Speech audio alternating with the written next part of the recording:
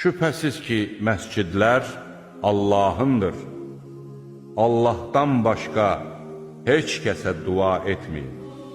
Allahın məscidlərində onun adının zikr edilməsinə maneçilik törədənlərdən və onların viranə qalmasına çalışanlardan daha zalim kim ola bilər?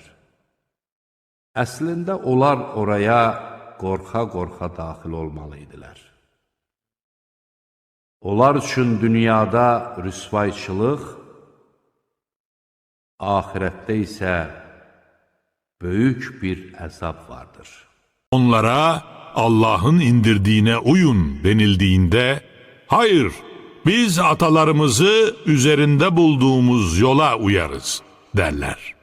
Peki ama ataları bir şey anlamayan, doğru yolu bulamayan kimseler olsalar da mı onların yoluna uyacaklar?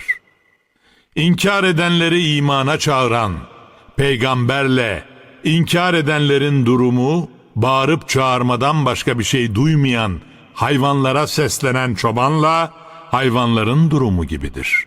Onlar sağırdırlar, dilsizdirler, kördürler. Bundan dolayı anlamazlar. Ey iman edenler!